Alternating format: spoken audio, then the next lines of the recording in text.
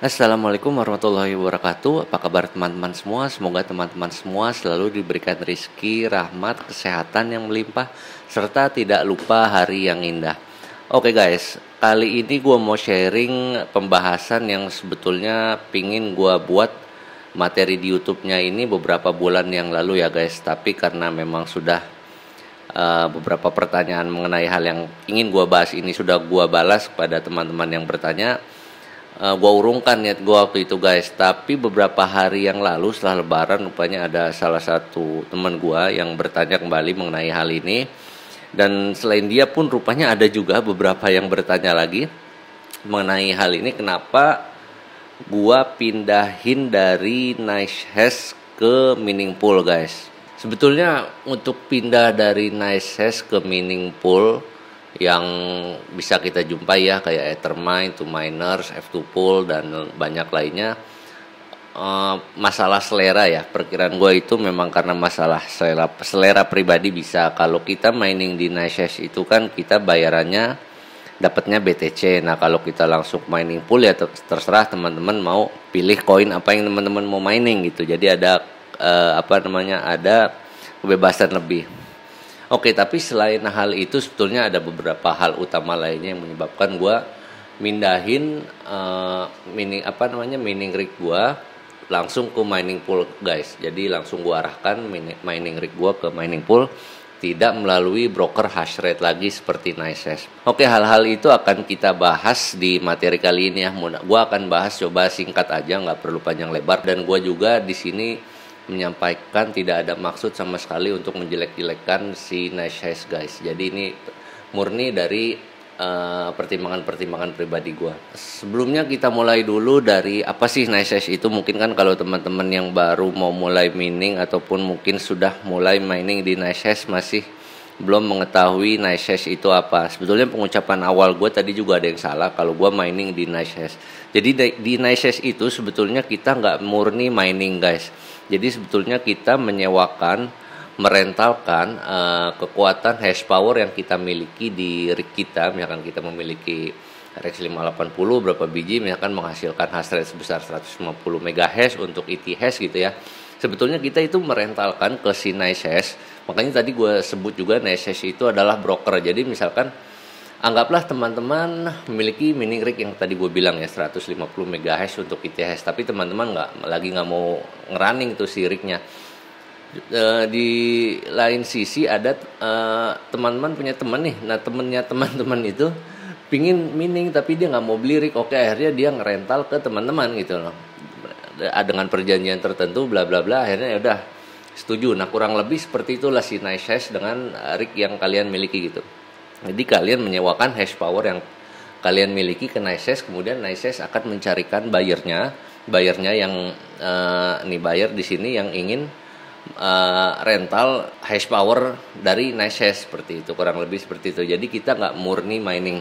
Karena itu pula misalkan teman-teman perhatikan di software mining yang teman-teman running dengan NiceHash itu biasanya akan banyak mengalami rejected shares ya guys. Hal itu lumrah dan memang sudah NiceHash nyatakan sendiri itu lumrah selama itu tidak menjadi invalid share.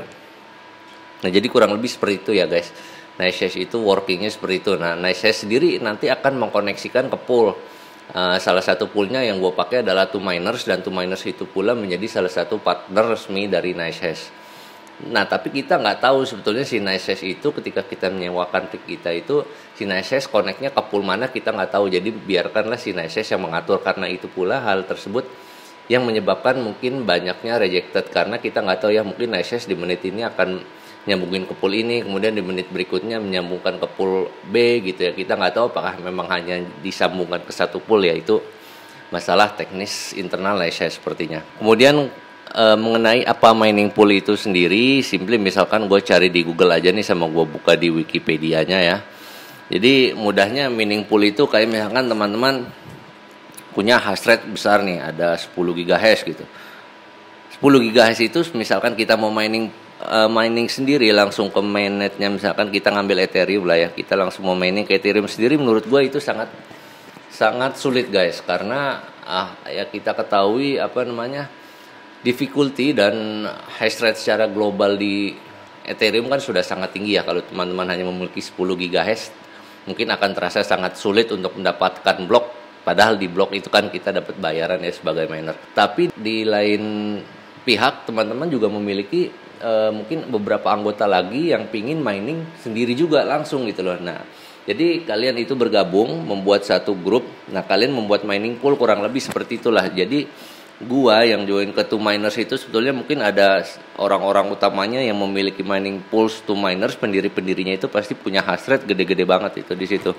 Jadi sebetulnya mining pool itu hanya sekumpulan kemudian diatur di suatu sistem di server tersendiri untuk menyatukan hash rate tersebut.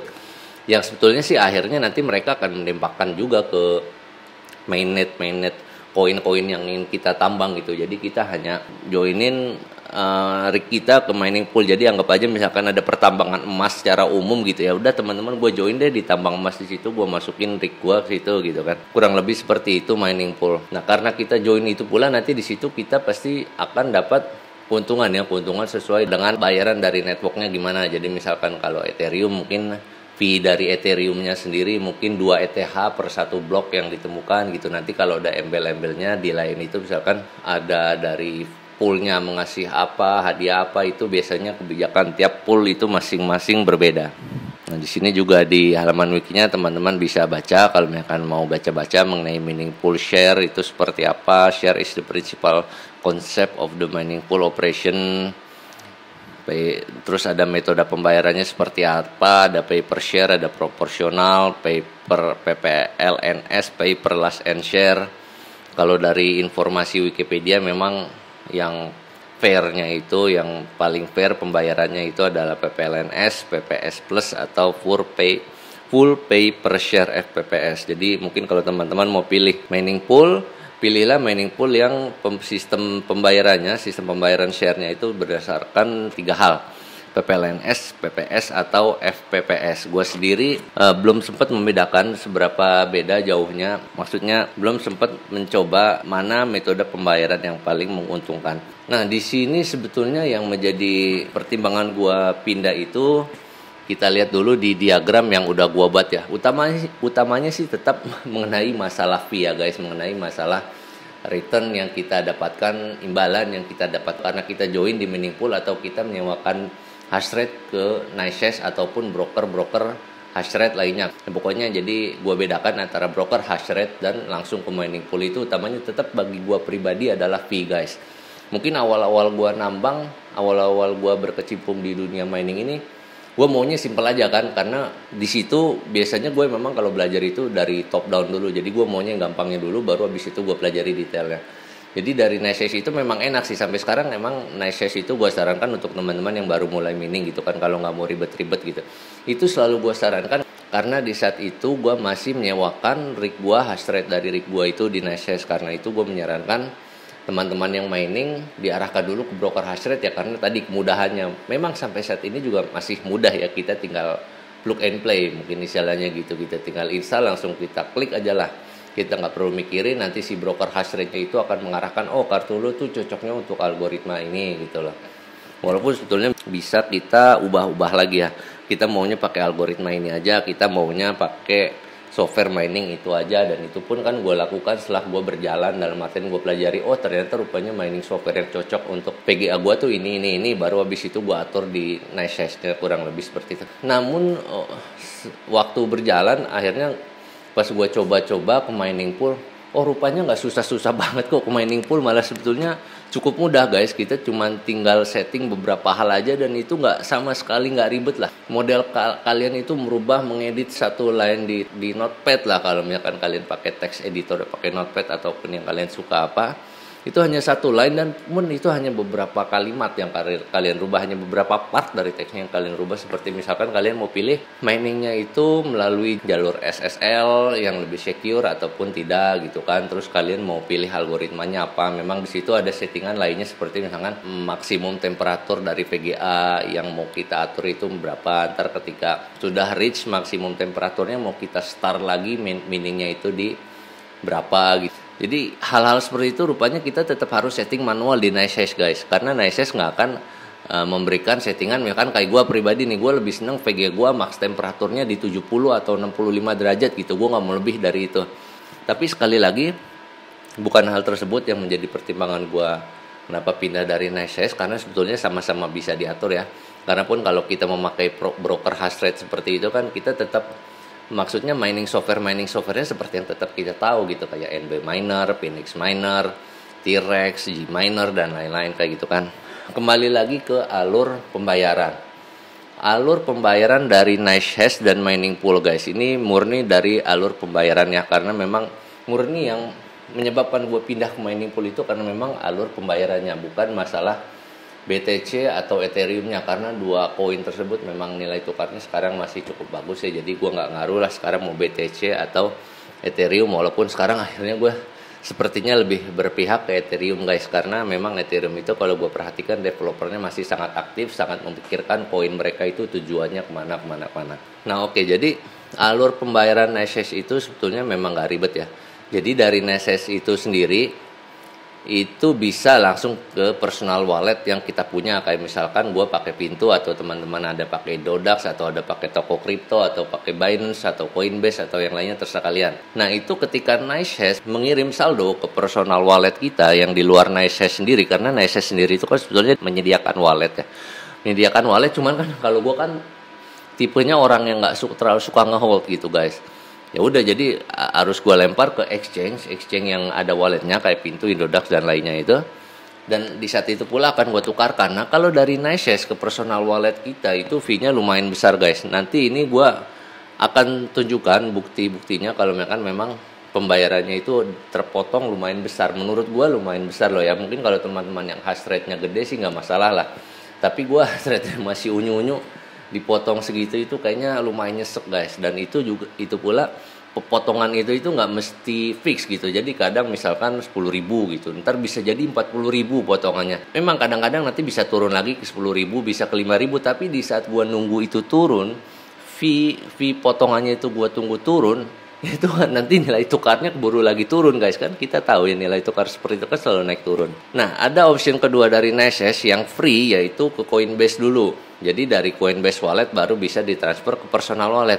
Namun masalahnya Coinbase pun sama, ketika transfer ke personal wallet itu fee-nya gede guys, ngikutin, memang mereka ngecapnya sih ngikutin fee network yang sedang berjalan ya. Tapi kan teman-teman kemarin sudah lihat kalau misalkan kita langsung buka, kita buat sendiri dompet wallet di pakai Python gitu ya, terus kemudian kita masukkan public key-nya itu ke MetaMask, kan kita bisa ngatur gas fee-nya ya. Gas fee itu kan nanti yang jadi komponen utama transaksi kita diproses di main network kan, kayak seperti yang Mario udah gue jelasin. Jadi semakin besar fee-nya itu akan semakin cepat pembayaran kita, transaksi kita itu diproses. Tapi sebetulnya nggak akan lama-lama banget. Kayak misalkan gue sekarang nambang di Two Miners itu bayaran gas fee-nya untuk transfer dari walletnya mereka ke wallet kita itu kecil guys, kecil banget, pakai ongkos yang minimum di MetaMask. Kalau kemarin teman-teman lihat materi saya, itu pun nggak lama, paling 1-2 jam itu udah masuk, mungkin nggak nyampe 1 jam lah, 1 jam setengah jam itu udah masuk gitu. Sekarang kalau misalkan dari Coinbase ke personal walletnya sama-sama setengah jam tapi fee-nya besar banget, itu kan gue nggak tahu itu kemana duitnya. Apakah memang benar-benar di semuanya diletakkan masukkan ke transaction fee atau ada beberapa yang masuk ke mereka? Menurut gue nggak, kurang fair ya, karena menurut gue kurang fairnya begini, karena gue butuh hanya walletnya aja. Kayak kemarin kan udah, teman-teman udah, sekali lagi ya, kalau mungkin teman-teman yang lihat materi saya mengenai pembuatan wallet itu kan sebenarnya wallet itu nggak susah-susah banget. Karena sebetulnya konsepnya wallet kripto sama wallet yang kita pegang di dompet saku kita itu kan jelas walaupun ada kesamaan tapi beda ya guys. Kalau duit yang kita taruh di dompet kita itu kan istilahnya ya udahlah ada di dompet kita gitu kan. Tapi kalau duit kripto kayak Ethereum, Bitcoin yang ditaruh di wallet kripto itu duitnya sebetulnya ada di main networknya mereka guys. Jadi nggak ada di dompet kita. Jadi sebetulnya duit kita itu selalu ada di main network yang akan selalu divalidasi oleh setiap node yang berjalan, kan kurang lebih seperti itu. Makanya gue ngerasa kok kayaknya nggak fair gitu. Ngapain sih lu menarik mahal-mahal banget kan, seperti itu guys. Udah gitu kemarin itu awal-awal ya, masih awal-awal gue mainin di NiceHash ada isu, tapi ini gue nggak tahu benar apa enggak karena baru isu. Kalau memang itu salah tolong dikoreksi nanti di kolom komentar seperti biasa guys. Itu kalau dari NiceHash ke personal wallet udah fee-nya gede, masuknya lama lagi. Nah kan aneh kan, kita udah ditarik fee gede tapi kok masuknya lama gitu loh. Jadi akhirnya gue selalu alurnya itu alur yang option kedua. Gue pindahin ke Coinbase dulu, baru abis itu masuk ke personal wallet gue antara Indodax kalau nggak Pintu. Nah itu membahas mengenai NiceHash ya fee-nya. Sekarang gue bahas dulu ini deh, masalah mengenai fee pada cryptocurrency ini. Jadi ada pool fee itu nanti kalau kita nambang di mining pool itu namanya ada pool fee. Jadi si poolnya juga ngambil fee dari kita, biasanya itu 1%, kecil sekali. Itu gua perhatiin sih, nanti gua tunjukin itu. Gua rasa mereka nggak tahu gimana ngambilnya si poolnya itu, karena kalau gua lihat di alur transaksinya, di transaction hashnya itu nggak ada mereka ngambil 1% guys. Kayaknya mungkin sudah secara ini ya, secara di belakang mereka ngambil sebesar 1% yang harus kita peroleh gitu. Jadi nggak dimasukkan, dalam artian nggak ketika mereka transfer ke wallet kita itu mereka potong ke wallet mereka, enggak. Tapi kayaknya mungkin mereka motong hasil kita 1%, dalam artian misalkan teman-teman memiliki 200 MHS, mungkin nanti nyampe ke poolnya itu hanya 198 MHS ya guys, karena 1%-nya kan 2 MHS ya, 2 MHS-nya itu masuk ke mereka gitu loh. Hash rate 2 MHS yang punya kita itu akan masuk ke pool gitu, mungkin seperti itu perkiraan saya, potongannya itu akan seperti itu. Jadi ketika transfer duitnya itu nggak dipotong, tapi potongnya langsung dari hash rate yang kita miliki, dari 200 dipotong 2 MHS gitu kan. Yang lebih pool fee seperti itu 1%. Dan nah untuk pemilihan pool fee ini juga teman-teman pilihlah mining pool yang potongan poolnya itu kecil, tapi memang rata-rata hanya 1%. Kemudian ada developer fee ini dari software mining yang teman-teman miliki. Ini fee di sini fee yang motong pendapatan kita ya guys, karena pool fee tadi kan udah jelas-jelas motong pendapatan kita ya, tapi bagaimanapun mining pool akan tetap membeli reward kita yang jelas.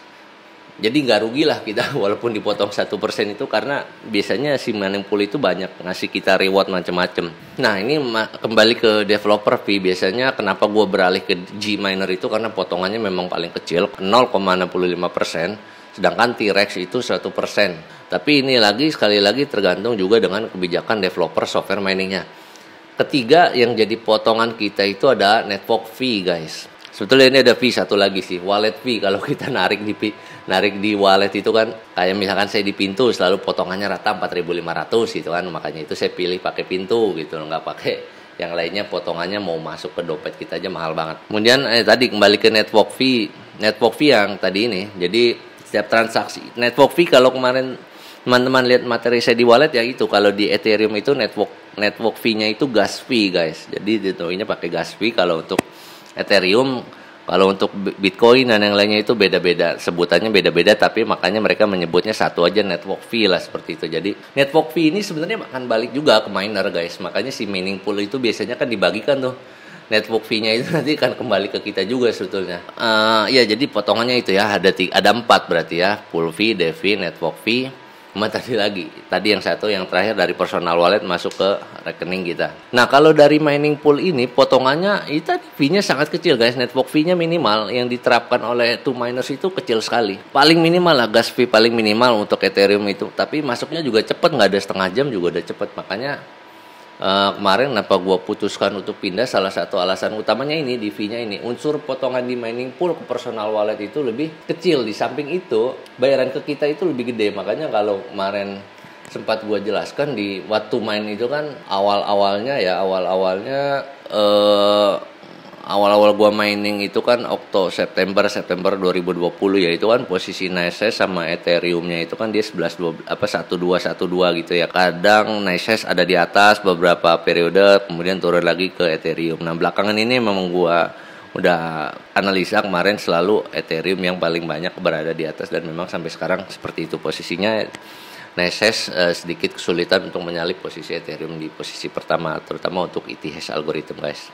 Lanjut, ini masih mengenai fee guys. Ini gua kasih lihat dulu di halaman masing-masing mengenai kebijakan mengenai fee ya, antara NiceHash dan Coinbase.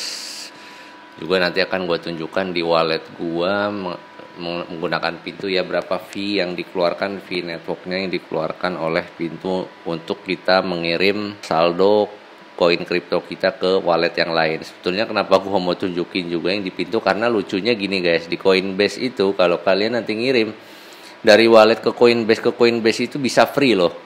Kan lucu ya. Padahal walletnya kan ada di main network, tapi begitu keluar suruh bayar mahal.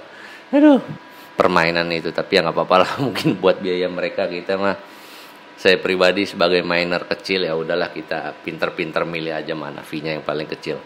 Oke, ini untuk di NiceHash seperti ini guys. Ada tipe-tipe fee-nya itu terutama untuk para user yang membeli hash power ya. Fee-nya ada sekian, 0,01 BTC, 3% kena. Terus untuk kita yang selling hash power, payout to NiceHash wallet minimum balance 1000 Satoshi, 2%. Payout is executed every 4 hour, masih sama. Withdrawal from NiceHash wallet are subject to withdrawal fee, which depends on the withdrawal amount and withdrawn option. If you establish direct connection to the NiceHash Lightning Network node, you will not pay for fees for Bitcoin BTC transaction. Bisa kan gitu ya, selama dia masih satu grupnya sama NiceHash Lightning Network bisa free loh, lucu kan. Nggak tahu mainnetnya dapat berapa itu. Bitcoin BTC mau withdraw 0,01 minimal, Lightning Network. Nah bisa lebih kecil kan, mau withdrawnya fee-nya free loh. Nah ini berarti kan gua ini BTC wallet kalau Coinbase juga bisa free. Gua nggak tahu gimana mereka ini permainannya. Memang ini sebetulnya yang gua kadang-kadang gedek gitu ya sama penyedia wallet. Lu kalau ke walletnya mereka sendiri gratis gitu kan, giliran keluar bayarnya mahal lagi. Aduh gua nggak ngerti itu permainannya gimana. Nah ini fee-nya sekian. Ntar langsung aja, mungkin kelihatannya kecil kalau di sini, tapi nanti begitu kalian saya tunjukin deh, pasti jauh lebih murah kalau kita di mining pool. Bisa 10 kali lipat itu bedanya. Ethereum lain, teman-teman bisa baca sendiri yang masih menggunakan NiceHash. Saya langsung loncat ke Coinbase. Coinbase juga kurang lebih seperti itu. Ini memang format di websitenya kurang jelas ya untuk membacanya, tapi nanti jatuh-jatuhnya sih sama-sama aja guys. Malah agak repot nih hitungnya, gue nggak tahu gimana nih si Coinbase Chile Europe. Ya kurang lebih seperti itu. Yang jelas tetap fee-nya itu. Jadi kalau sama kayak NiceHash, dia kalau ke sesama anggotanya itu sama, maksudnya masih sama Coinbase, network Coinbase juga gitu gratis. NiceHash ke NiceHash network gratis, ke Coinbase mereka gratis gitu ya. Tapi begitu keluar dari dua itu, wah biayanya mahal banget guys. Nah itu mengenai masalah fee ya, masalah utama yang menyebabkan saya pindah dari broker hash rate seperti NiceHash itu ke mining poolnya. Memang utamanya itu ada di fee. Nah faktor keduanya adalah di NiceHash itu gue sering error guys. Jujur gue sering error di NiceHash dulu. Sekarang gue nggak tahu ya, karena gue terakhir pakai NiceHash itu di akhir 2020 ya, mungkin November Desember itu gue terakhir pakai di NiceHash, gue lupa. Kayak yang terakhir kemarin ini, berita terakhirnya nggak tahu ini udah solve apa belum. Sepertinya sih udah solve. Update on withdrawal situation 23 Mei, karena memang di mana ada gula di situ ada semut guys. Di NiceHash ini kan duitnya gede banget ya, jadi mengundang para hacker-hacker yang iseng gitu ya, hacker yang di dark side-nya lah mungkin seperti itu kan, untuk masuk ke sini gitu loh, nyolong-nyolong duit sedikit, mau yang track apalah segala macem gitu. Ini juga sebetulnya yang gue males di NiceHash itu, atau di mungkin gue nggak tahu ke broker hash rate yang lain suka seperti ini nggak, kan bikin males ya. Bikin malesnya gini, ketika harganya lagi high kan pasti gue pingin banget jual, atau mungkin teman yang lainnya juga yang seperti gue yang dapat bayaran jual itu kan, kalau di saat lagi tinggi itu diblokir, nggak boleh transfer gini kan sebel banget ya nggak guys, sudah gedek nyampe ubun-ubun kali itu kan. Inilah sebenarnya yang salah satu hal lagi yang bikin gue sebel di broker hash rate seperti ini gitu ya. Kemudian selain masalah isu-isu kayak gini juga, kayak yang kemarin sempat gue buat di OS isunya juga ada. Kadang-kadang dia juga suka bentrok dengan developer mining software ya. Kayak kemarin NiceHash bentrok sama developernya Phoenix Miner, yang akhirnya jadi ada isu-isu nggak enak kalau developer Phoenix Miner itu menyisipkan kode-kode jahat di dalam potongan programnya, walaupun itu belum tentu benar ya.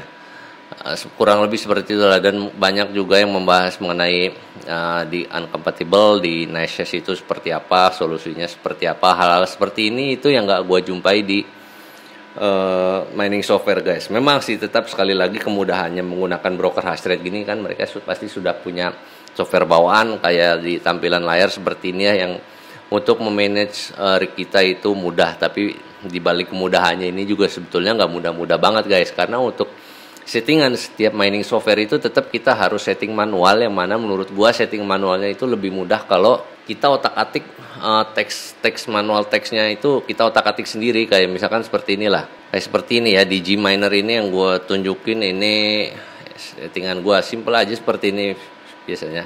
Nah kayak gini kan nggak terlalu sulit, karena hal-hal kayak gini itu kayak misalkan gua mau miningnya yang gua operate 2 VGA gitu kan. Setting seperti ini misalkan time limit ini kan kalau misalkan di settingannya kan mudah ya, tinggal masukin dash time limit gitu 70 di Nesses itu ada dibentukin ke kolom-kolom gitu guys. Jadi sedikit lebih bingung sebetulnya, padahal sih jatuh-jatuhnya untuk si Nesses itu nanti akan merubah settingannya di notepad-nya ini gitu loh, di teksnya ini, teks file.bat-nya tadi gitu. Tapi mereka naruhnya dibentuk ke kolom-kolom, jadi agak ngebingungin malah menurut gua. Seperti ini tuh malah sebetulnya lebih enak langsung settingannya ya, lebih enak langsung di software minernya, kan kita bisa baca ritmenya di sini. Nah ini biasakan teman-teman kalau ada ritme gini jangan dihapus ya guys, dibaca, karena di situ biasanya settingan manualnya banyak kita bisa pelajari seperti itu. Oke, jadi yang kedua mengenai masalah string error. Sebetulnya utamanya 2 hal itu aja sih bagi gue pribadi, karena fee-nya yang terlampau mahal, yang menurut gue jadi pendapatan gue lumayan ya berkurang banyak sih enggak, tapi cukup nyesek lah kalau misalkan satu pembayaran gue udah potong gocap kan lumayan guys. Oke, ini langsung aja gue tunjukin ya. Nah ini langsung aja gue contohin, bukan gue contohin, gue kasih tahu berapa sih potongan-potongan yang dikenakan ke gue pribadi atau mungkin ke user lainnya, baik itu dari Nesses ataupun dari Coinbase dan juga nanti dari Pintu ya. Gue lihat aja di sini ini ya, tanggal 26 Januari ini kan alur fee-nya selalu seperti ini gue ya guys ya, dari Nesses ke Coinbase terus ke personal walletnya gue pakai antara Indodax kalau enggak Pintu, itu aja. Ini coba kita buka yang ini aja, yang 26 Januari. Ini kalau teman-teman lihat di sini kan gue dapetin segini ya, 0,011949 BTC ya. Dengan nilai tukar saat itu gue dapatkan dirupiahin 710.000 gitu. Kemudian masuk ke Coinbase. Nih 26 Januari 0,11,949 sama ya, karena memang gratis kan tadi berdasarkan fee-nya. Yang Nesses di sini kalau kita ke Coinbase gratis, itu kan lucu ya, begitu keluarnya bayar. Ini gratis. Nah ini gua kirim itu ini ke Indodax kalau nggak salah guys. 20. Oh ini udah ke Pintu ya, udah berarti nanti gue buka di Pintu aja. Jadi Indodax itu gue pakai awal-awal aja, habis itu gue beralih ke Pintu karena penarikan di Indodax potongannya gede guys, 25.000 baru masuk ke bank. Kalau kita cuma narik 200.000 potong 25.000 itu kan nyesek. Belum lagi kalau kita narik gede juga potongannya semakin besar. Oke, berarti ini gua tunjukin aja yang di Pintu ya guys. Yap, ini dia guys, Bitcoin yang gua terima tanggal 26 dari Coinbase itu berjumlah sekitar 0,00116583 ya, 116583 yang tadi gua dapatkan itu 11.9449, nilai tukarnya saat itu 547. Tapi yang gua terima itu hanya 538.031. Ini bisa jadi ada hitungan ya. Coba gua pakai aja nilai tukarnya di sini. Kalkulator kita hitung berarti yang gua terima di Pintu ya.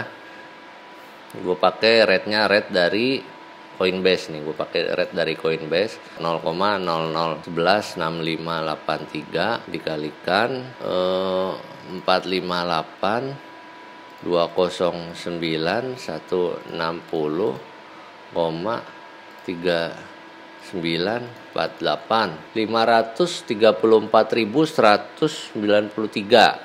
Berarti nilai rate Pintu waktu itu sedikit lebih tinggi, ada di 538.031. Tapi kalau gue pakai wajar ya sedikit lebih tinggi karena itu kan ada perbedaan waktu, mungkin di saat waktu itu lagi naik lagi grafiknya. Nah ini berarti kalau gue pakai rate-nya dari 547.326 itu gue dapet 534.193 guys. Coba kalau misalkan gue 534.193 ya, 534,193 gua kurangin dengan 547,326. Nah itu kan gua kena potongan 13.000 loh. 13.000 itu gede bro, gede itu. Buat gua gede. Tapi kalau buat kalian yang sudah sultan sih nggak ngerti dah. 13.000 itu satu bungkus rokok bro. Satu bungkus rokok gua bisa buat 3 hari loh. Ya, ya kan, gede ini. Lumayan, dan ini pun masih yang paling kecil. Kadang-kadang ada yang ngenes nih. Kayak misalkan gue liatin yang 24 Januari. 24 Januari kalian lihat fee-nya itu lebih besar ya, 3135 dibandingkan dengan yang tadi 2866 ya. Banyak yang lebih gede lagi sebetulnya. Kayak misalkan sen Bitcoin 3442 ada yang tuh sampai 50.000 malah potongannya nih. Gue kasih lihat yang 24 Januari 3135 bro. Coba gue buka yang di pintunya tanggal 24 Januari. Ini ya, Bitcoin diterima ya 449073. Coba kita pakai rate-nya. Seperti biasa kita hitung dulu. 434,994. Ya, berarti 434,994. 434,994 dikurangi 449,073. Bro, 14.000 bro. 1.000 lagi dapat nasi padang pakai ayam bro. Ya, untuk itulah potongannya ya, yang dari Coinbase ke ini ya, dari Coinbase ke wallet keluar selain Coinbase. Nah sebetulnya yang menyebalkan itu yang tadi gue bilang ya, gue nggak tahu sebenarnya transaction fee itu segede itu masuk mana. Kalau misalkan gue klik aja transaksi yang di sini tadi ya, ini kan gue lihat di view transaction, nanti munculnya halaman ini di blockchain.com untuk explorernya. Kalau di Ethereum kan Etherchain ya, kalau di Bitcoin dia di blockchain.com. Ini tuh wallet gue ada di sini guys. Di sini memang total transaksi ini kan masuk ke blok tertentu ya, seperti yang di materi wallet kemarin kan sudah gue contohin gimana transaksi itu masuk ke dalam sebuah blok gitu kan. Nah ini yang di sini itu 0,02 ini blok fee guys. Blok fee-nya itu sekian gitu. Jadi bukan fee yang tadi dipotong di sini, gue bukan. Jadi ada beberapa transaksi yang di 0,286 BTC ini. Itu nanti semuanya kan tergabung banyak wallet nih. Ada berapa tuh? 59 remaining kan, banyak kan. Semua transaction fee yang ada di sini nih yang masuk ke wallet-wallet ini, itu jika ditotalkan total seluruh fee-nya sekian. Nah, gua sayangnya nggak bisa ngelihat berapa sebetulnya fee gua ini kan, wallet gua ini nih 1HKNK nih. Gua nggak bisa ngelihat itu loh, fee yang benar-benar dibayarkan oleh gua sendiri itu berapa gitu. Gua nggak tahu. Ya kan gue nggak tahu di sini sebenarnya berapa fee yang gue keluarkan gitu loh. Ya gue nggak bisa ngeliat di sini. Makanya itu gue ya akhirnya pinter-pinter lah, gue akhirnya nggak mau pakai NiceHash lagi ya. Alasan utamanya tadi 2 alasan itu ya. Fee-nya itu terlalu besar dan suka error gitu. Sampai sekarang pun kayaknya suka error. Oke, nah sekarang gue tunjukin ini yang transaction fee untuk Ethereum. Kalau misalkan kita transfer dari Ethereum ya. Ini coba gua tunjukin aja nih, gua nggak akan transfer beneran karena lucu biayanya. Gua akan kirim alamatnya, gua scan aja. Nah ini alamatnya akan gua scan, gua ambil dari Indodax. Jadi gua coba akan ngirim dari pintu ke Indodax, tapi gua nggak kirim beneran ini guys. Ini buat kalian tahu aja berapa biayanya. Ini gua kirim dikit aja ya, 0,02. Berapa tuh? 85.000 gua kirim guys. Berikutnya terus kalian lihat biaya blockchainnya 214.000 bro, padahal yang gua kirim cuma 85.000. Kena biayanya 214.000 itu buat apa coba kemarin? Gua bingung sama, aduh ya ampun. Tapi ya nggak tahu lah bisnis. Makanya itu gua juga akhirnya ya udah, gua ini aja, gua nggak tahu ini kalau gua kirim ke alamat pintu lagi lainnya gratis apa enggak, gua nggak tahu ya. Oke guys. Udah berarti tadi ya untuk masalah fee yang berlaku di NiceHash ke Coinbase ataupun NiceHash ke wallet pribadi yang kita miliki, yang kita buka di exchange. Nah di sini sekarang langsung aja kita beralih masalah mengenai yang gua peroleh dari mining pool. Kebetulan mining pool yang gua pakai waktu itu memang awalnya ada di Ethermine ya guys. Kemudian sekarang gua pindahkan ke 2Miners karena rupanya payout di Ethermine itu limitnya dinaikin. Tadinya awalnya 0,05 ETH, sekarang jadi 0,1 ya, 0,1 ETH, yang mana akan memperpanjang waktu gua bisa withdraw. Yang tadinya biasanya 3-4 hari, sekarang mungkin jadi hampir 1 minggu ya, sekitar 5-6 hari lah. Karena itu gue putuskan aja ke miners, walaupun di sini kita perhatikan mungkin kalau nanti teman-teman lihat pool hash rate-nya itu untuk ETH itu tuh miners masih di bawah dari Ethermine, tapi dari sisi pendapatan yang kita dapatkan sebagai miners sebetulnya sama-sama aja, nggak akan jauh beda. Di sini di miners itu regular payout-nya 2 jam ya, 2 jam sekali, kemudian fee-nya itu PPLNS berarti pay per last and share ya, sebesar 1%. Dan kalau untuk solo mining, kalau teman-teman memiliki rignya hash rate-nya udah giga-giga, itu mungkin lebih enak di solo mining guys, karena satu bloknya itu duitnya bisa kita dapatkan sendiri. Satu blok itu reward untuk Ethereum itu gede guys, sekitar 2 ETH. Jadi kalau teman-teman yang mining solo dapat blok sendirian itu kalian dapat bayaran 2 ETH. Coba bayangkan sekarang 1 ETH-nya 40 juta, 2 ETH berarti udah 80 juta kalau nemu blok kan. Seperti itu 1%. Nah 1%-nya ini tadi kita bicarakan di depan ya guys. Jadi si pool ini sepertinya dia akan memotong langsung dari hash rate yang kita miliki ya. Kayak tadi ilustrasinya kan 200 MHz, mungkin langsung terpotong 2 MHz-nya untuk mining pool gitu. Makanya bisnis mining pool ini sebetulnya bisnis miliuneran juga guys. Bayangin aja nih, dari 19,01 terahash itu 2%-nya udah 1%-nya udah berapa kan, lumayan banget ya nggak? Untuk poolnya seperti ini. Nah ini gue langsung aja tunjukin payout-nya sebagai bukti kalau potongan dari pool itu sedikit jauh lebih kecil dibandingkan menggunakan NiceHash, Coinbase atau NiceHash ke wallet kita. Nah ini transaksi gua ambil aja yang transaksi yang kemarin terakhir ya. Yang kalau gua klik ntar masuknya ke etherscan.io. Nah teman-teman bisa lihat transaction fee-nya hanya $0,06 guys. Jauh banget kan dibandingkan yang tadi dari NiceHash. Coba kita hitung di sini 0,06 14.500, ambil aja rate dolarnya 14.500 biar gampang, itu hasilnya cuma 870 perak guys. Memang mungkin hasil Ethereum-nya ini yang 0,5001171 ini sudah berkurang 2 MHz ya, tapi nggak banyak lah. Gue yakin banget itu nggak akan terlalu banyak, karena 2 MHz pun berapa sih kalau misalkan coba kita hitung di what to mine ya. Kita ambil 2 MHz untuk ETH, 2 MHz untuk ETH, wattage-nya 0, anggaplah 0 karena itu fee untuk poolnya. 2 MHz berapa sih? Coba kita cek. Ada di manakah posisinya ETH? Ada di sini, itu hanya $0,18 guys. $0,18. Oke, coba kita hitung. $0,18 dikalikan dengan 14.500 ya. 2.610 ditambah tadi 870 ya, 870. Hanya 3.480 kalau kita memiliki speed 200 MHz guys. Kalau kita ikut ke mining pool ya, dibandingkan tadi dengan NiceHash itu kan potongannya gede ya. Dan itu selalu berubah-ubah kan, kadang ada di 13.000 tadi, kadang udah kayak bungkusan nasi padang 15.000, kadang waktu itu gue pernah nyampe 40.000 guys. Ongkosnya kan nyebelin banget. Dimana pas udah 40.000 itu gue cuman ngelakuin sekali, habis itu besok-besoknya kalau memang nilainya lagi tinggi lagi gue hold, dan ketika gue hold harga turun, aduh itu udah nyesek banget deh. Nah ini untuk komposisinya ya seperti ini. Oke, berarti sudah, jadi gue nggak ngadi-ngadi ya guys kalau misalkan potongan dari mining pool itu jauh lebih kecil. Nah ini contoh yang lainnya, tetap di $0,06.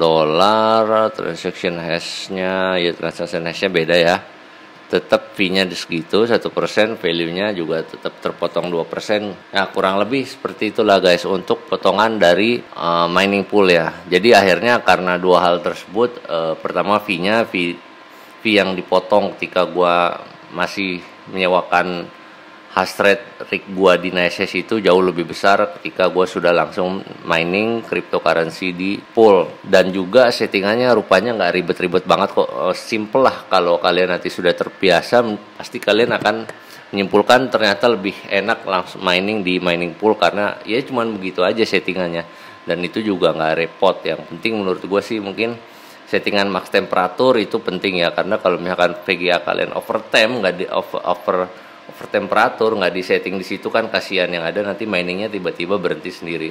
dan itu cukup membahayakan bagi VGA yang kalian miliki. Alright guys, kira-kira ya 2 hal itu aja lah biar nggak lama-lama banget. Jadi pertama dari V, dan yang kedua memang Nices juga mastering error ya di interface-nya mereka yang gue alami sampai sekarang, dan sering sekali banyak attempt hacking ke Nices yang merugikan kita sebagai user.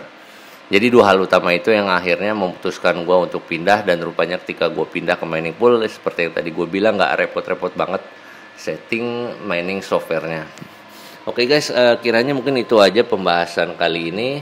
Semoga dapat membantu. Mohon maaf kalau ada salah-salah kata. Ditunggu komentarnya di kolom komentar agar kita dapat belajar bersama kalau ada hal dari saya yang saya sampaikan salah. Wassalamualaikum warahmatullahi wabarakatuh. Ciao.